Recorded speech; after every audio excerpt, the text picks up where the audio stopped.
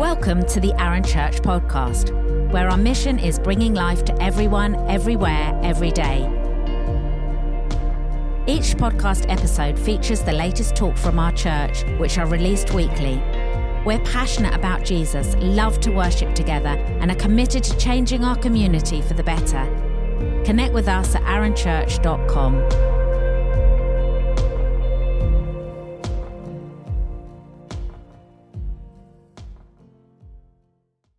Right, okay, well, morning everybody. Good to be together again and worshipping this morning, and great to hear everything that's going on with the tech team, and Si, we're so grateful for everything that you do. But we're going to be looking at our series on seeds, and we're going to be looking at the fruits of the Spirit. So when I was about 6, we moved to a new house, and this new house had the biggest garden. It was such an amazing, long garden. And I can remember walking through the garden. I have a distinct memory about walking through that garden. It had been overgrown, and but very, very long. And to a 6-year-old, or however old I was, maybe I was older, it was a massive garden. Now, in those days, you used to grow your own vegetables and stuff like that. So my dad would be out every Saturday, and he'd be digging up the ground. And we had raspberry bushes at the end, loads of raspberry bushes. We had gooseberry bushes. I think we had 5 gooseberry bushes, and my brother, he was a surprise for us, and my dad dug up all the gooseberry bushes after he was born. We always laughed at that. But anyway, there were gooseberry bushes, and he grew rhubarb, and then runner beans and broad beans and cabbages and strawberries. Loads and loads of things. And I have distinct memories of, Mum cooking those things and my dad growing those things. Well, and I love going up raspberry picking. Oh, don't you love raspberries? Spending your days as a little girl eating raspberries. Just brilliant. And I love going to pick your own as well. The Roundstone, just down the road here. And you go and do you ever go and get the Victoria plums? In that season, they are amazing, the plums. And there's just plums everywhere, and there's fruit everywhere, and it's beautiful, and it's abundant. But of course, just like Andy was saying last week, you can't make fruit grow, can you? You can't make it, you can't will it, you can't try and make it grow. What you need to do is you need to have the atmosphere all ready for fruit, physical fruit to grow, and that means good soil, and it needs to be well watered, and there needs to be sunshine. And then of course you've got to have the seeds. You can't expect to get apples when you plant plum seeds, can you? It doesn't work like that. So you need seeds, and of course those seeds need to die, just like Andy was saying last week.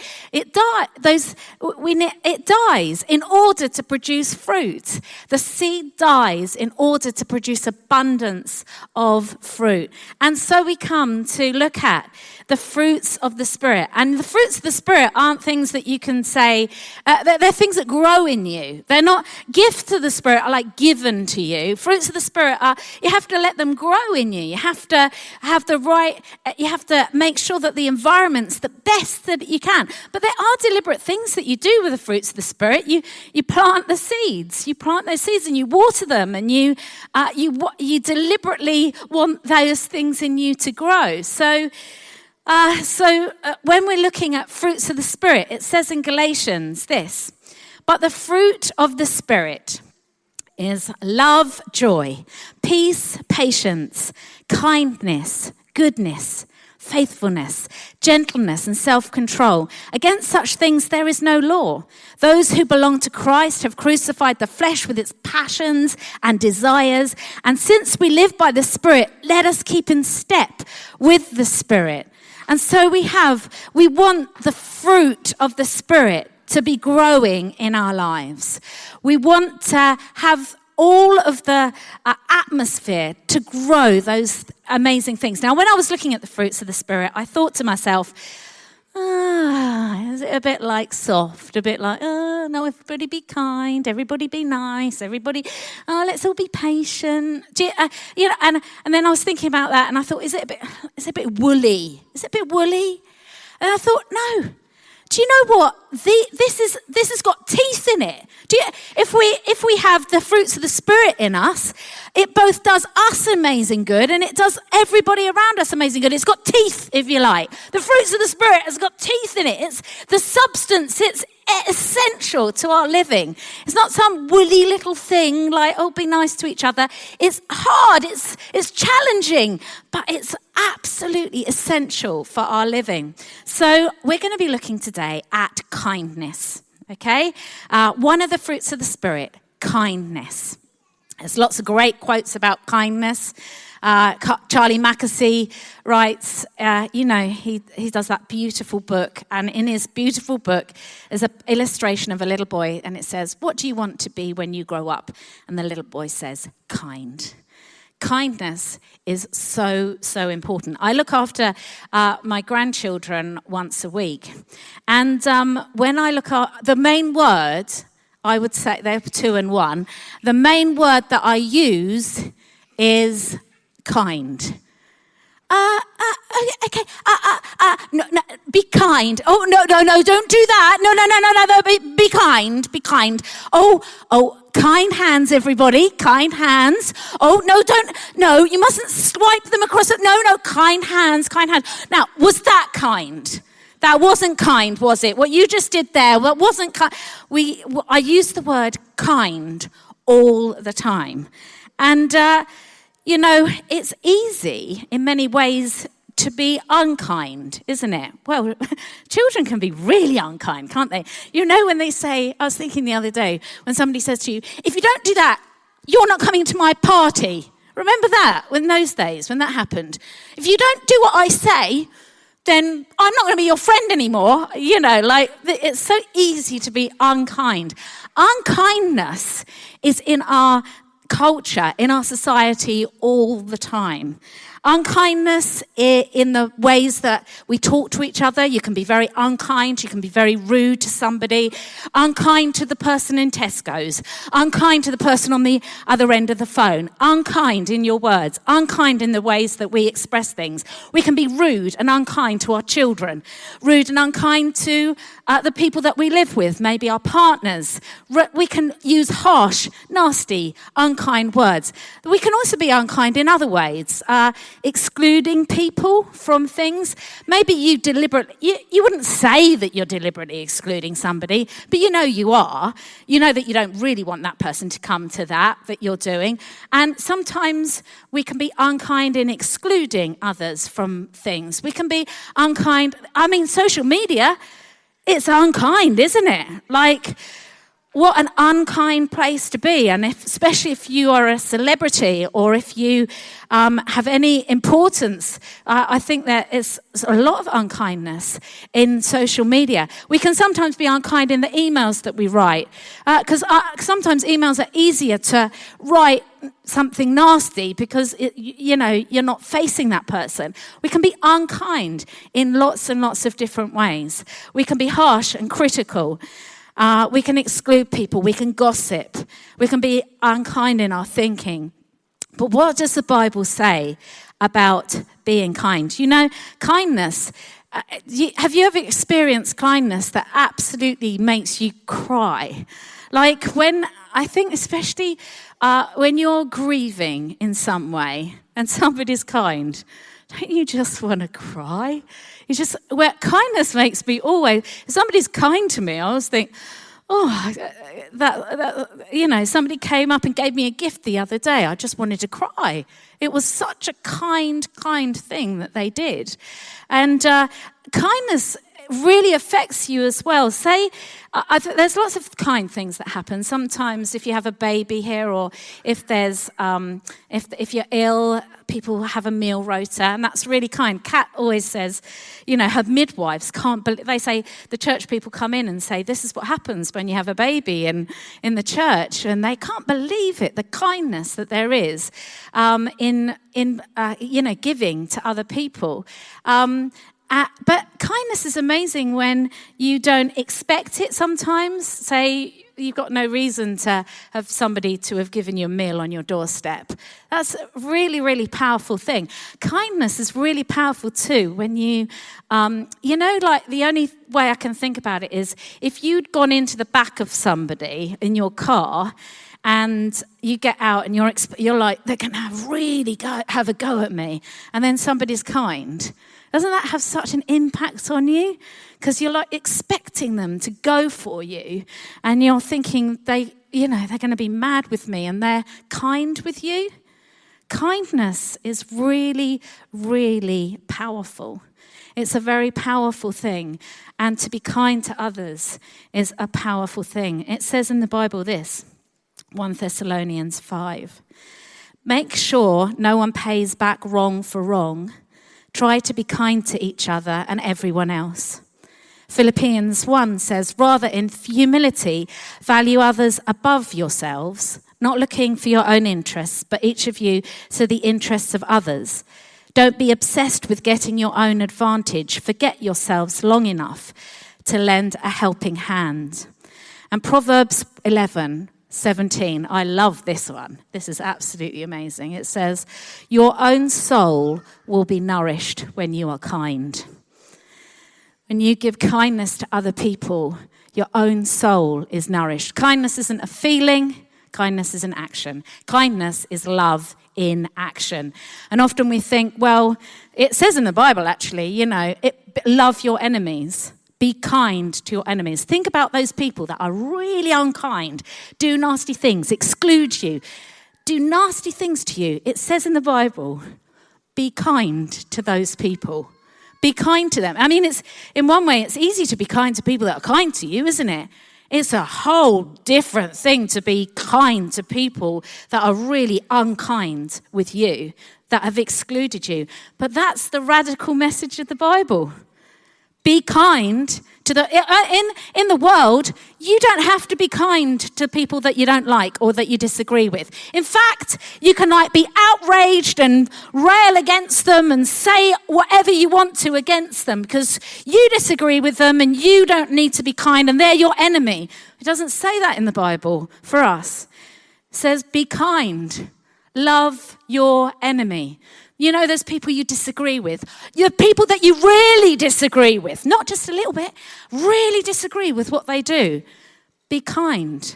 Love your enemy. I think it's a really powerful and amazing thing. So I'm going to read from Luke 10, the Good Samaritan. Parable of the Good Samaritan. I'm going to just read it out and it should come up on here as well. On one occasion, an expert of the law stood up to test Jesus. Teacher, he asked, what must I do to inherit eternal life? What is written in the law? He replied. How do you read it? And he answered, love the Lord your God with all your heart and all your soul and with all your strength and all your mind and love your neighbor as yourself. You have answered correctly, Jesus replied. Do this and you will live. But he wanted to justify himself and he asked Jesus, well, okay, who is my neighbor?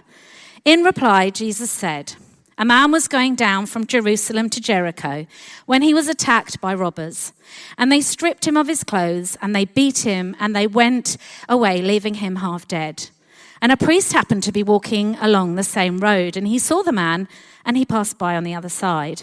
So to a Levite, when he came to the place and saw him, he passed by on the other side.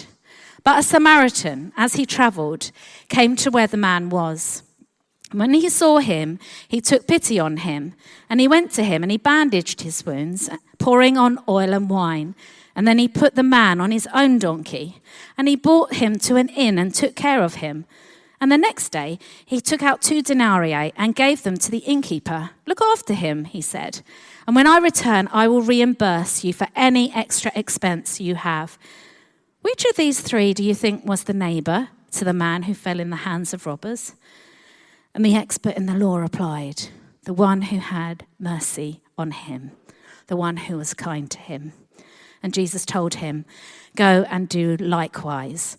So we have this amazing story that Jesus told about kindness, about kindness to somebody else. And there's so many things that we can learn from this story. So first of all, we've got this man saying, this teacher of the law, and he says, who is my neighbor?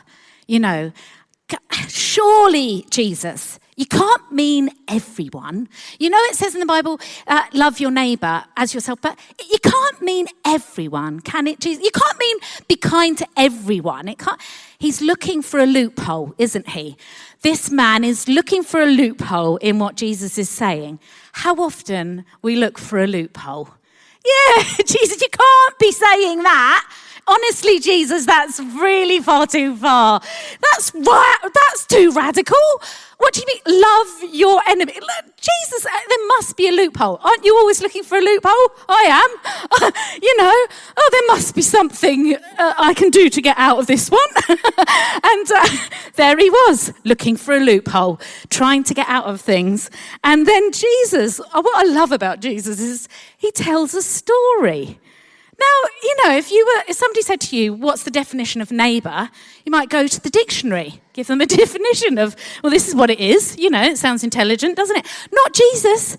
That is not going to satisfy this conversation. He tells a story. How often we think that we're telling, the answer to what somebody wants when we just need to tell stories. Real life things about what's happening. And Jesus tells this story. And he really points out that there are 3 attitudes when it comes to helping others. And I guess that I'm going to talk about those 3 attitudes, but I guess that we all do all 3 of the attitudes. I don't think any of us are the Good Samaritan every day. Some of us are the Good Samaritan sometimes. Some of us do what the Levite does. Some of us do what the priest did, That's just the nature of it. But there's 3 attitudes. First of all, there's the priest. Now, the priest is on his way back from work. Now, he was going from Jerusalem. It's a very, very dodgy road, okay? The road from Jerusalem to Jericho is full of bandits, full of, really dodgy stuff. He wants to get home as quick as he can. And the other thing about the priest is he was paid in food. So he probably had all of his food ready for the week ahead, that he was carrying. So he's thinking, as he's walking along, when he sees the man, I mustn't stop, it's a terrible road here, mustn't stop, and also I've got food for my family. It's important that I feed my family, isn't it? I've got to feed my family, so that man there, I think I'll carry on by it. The first thing that the priest does is he creates distance. He distances himself. He avoids. Sometimes when we see need, what do? Let's distance ourselves from that. Let's avoid that. If we don't see it, maybe we won't feel guilty about it. Let's just not sit there. Keep going. I've got to feed my family anyway. So I'll keep doing that. So that's what the priest does. He avoids, completely avoids the man in distress. The second man, he's also a religious man, which makes me think, it's not always often some of us who are Christians for ages, we haven't got this message, have we? But off he is, walking along the road, and it says about the Levite in some of the translations that he actually did go up to the man. All right, so he sees the man on the edge of the road, and he goes up to the man, has a little look. Oh dear. Far beyond me, that is. Dear, I don't think I'll be stopping for him. No, I don't think I'll be doing that. And what he does is, I would call it apathy. Sees something but thinks, do you know what?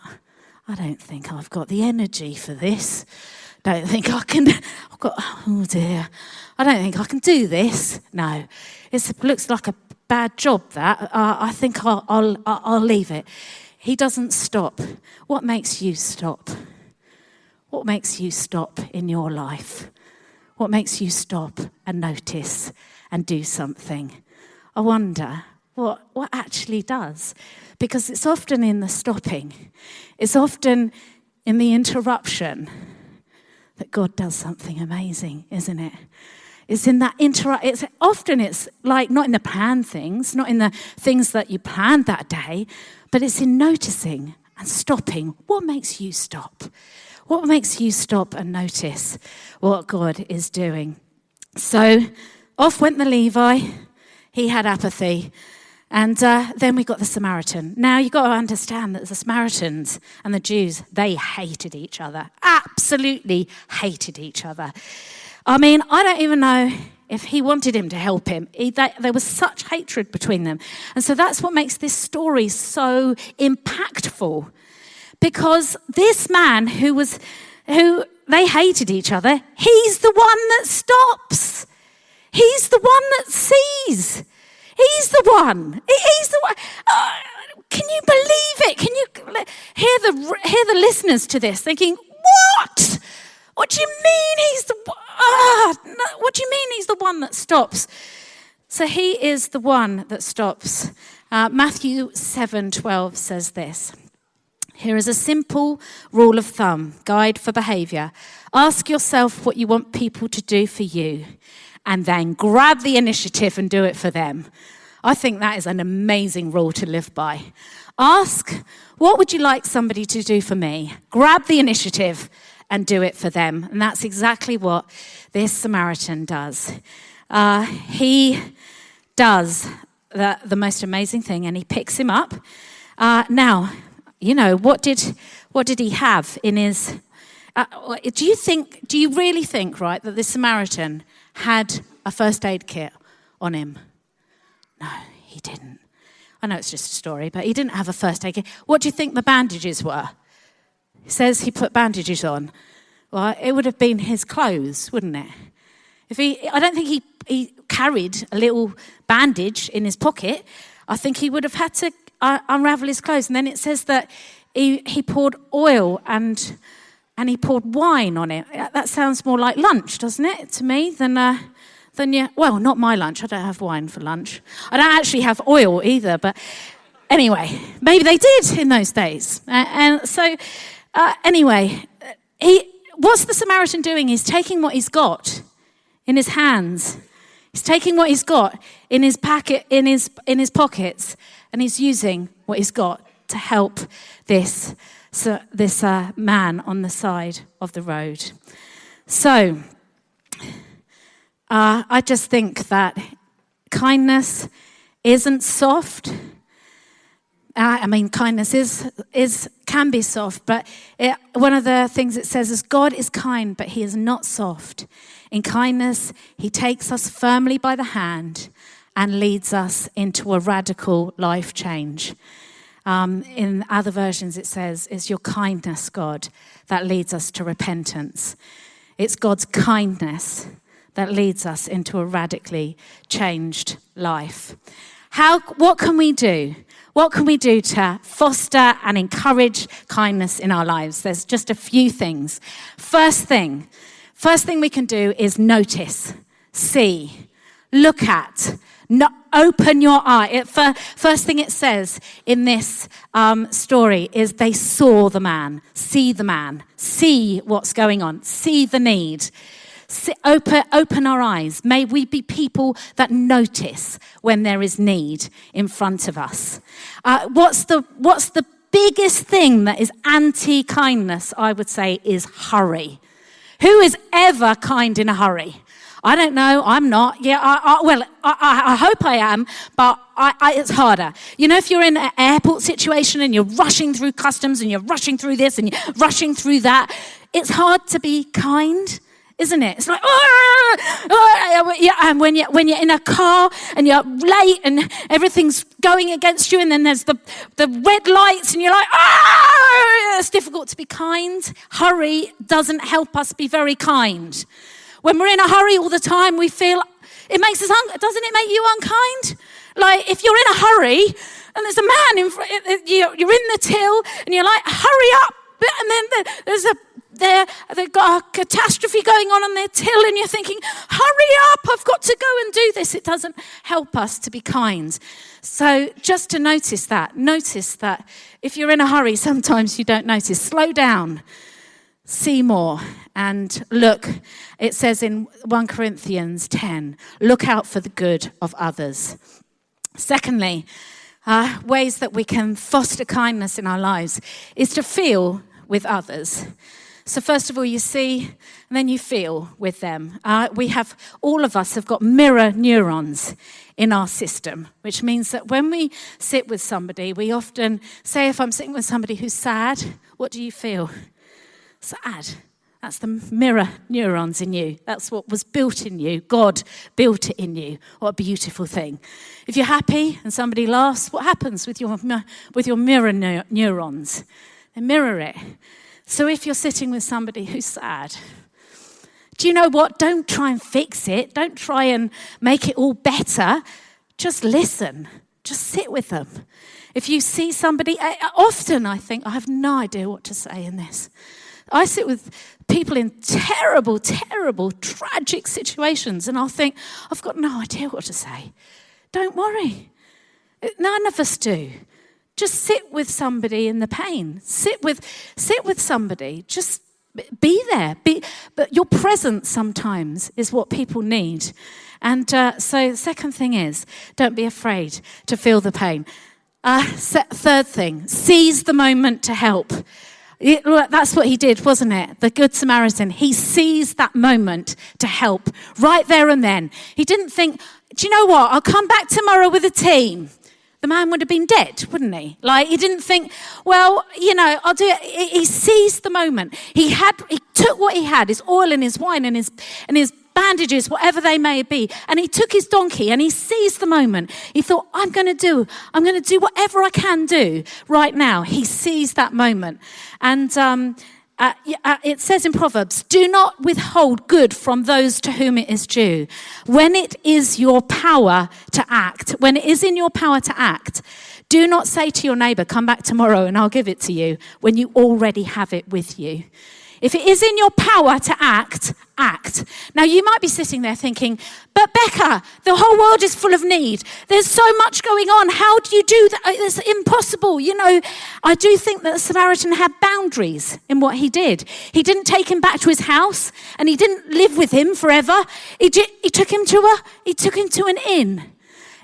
There's boundaries in what he did. He didn't make out that he was going to be his long lost brother and look after him forever. He did what he could. And that's what Jesus did all the time. Don't you think Jesus was surrounded by needs, surrounded by masses and masses of terrible stuff? But what did he do? He did what he could. He responded to what his father told him to do. He said, I'll respond to that. I'll do this. He didn't, he didn't have them all live with him or whatever. He did what he could. And that's what Jesus asks us to do. Seize the moment. Do what you can. If it's in your power to, do it. And then sometimes I think we need to move against what stops us being kind. Fear. If I'd been walking down that road, I'd be fearful. Wouldn't you? I'd have probably run on. I'm thinking, there's bandits everywhere here. Like, I'm scared. Fear would stop me helping that man. It would, definitely. What does fear stop us doing? What does fear stop? I don't want to get involved with that. Oh, dear. Well, okay, what about what triggers you? What triggers you when you're with people in pain? Maybe you don't want to go near that. Maybe you think that is just too much. I don't know, things like I was thinking, sometimes I don't want to go into a hospital. That triggers me sometimes. What does that mean? I'm never going to do that? I sometimes have to do the things that I find really, really difficult to do. And that's the same for all of us. Are we going to go with our fear? Are we going to think, no, God, be with me. You know that this triggers me. You know I find this difficult. And God says, okay, I know. I'm with you. Come on, we can do it. Sometimes we don't help others because we haven't really dealt with a pain inside ourselves. And if that's you, then go and talk to somebody, pray with somebody. If your pain stops helping somebody else, go and talk to somebody. Go and pray that through. We don't want if just sometimes we think if I ignore my own pain, I can ignore yours. But let's not ignore our own pain or ignore those of others. And the last thing that we can do in fostering kindness is know that it's a sacrifice. For the Good Samaritan, it cost him money. It cost him resources. It cost him time. It cost him to do that. And it costs, if you're gonna be kind to people, that's what it costs. It costs. There is a cost. And that's all part of laying your life down. And that's all part of, and you need to lay your life down with boundaries. I agree, because some people go completely crazy. But we do need to be people that are laying our lives down. Laying our lives down and seeing other people helped and loved and being kind to those around us. Okay, I wonder if the band, you come on up. So some of the ways that we can react would be we can avoid being kind, we can have apathy in kindness, or we can actually stop and go there. To foster kindness in our lives, let us be people that see, people that feel, people that seize the moment to help, people that move against our own fears and triggers sometimes. And people that are prepared to sometimes it costs you your reputation to help somebody else. Sometimes it costs you your energy. It definitely costs you emotional energy when you're with someone else. What do we want to do to foster kindness in our lives? Let's stand up, shall we, together?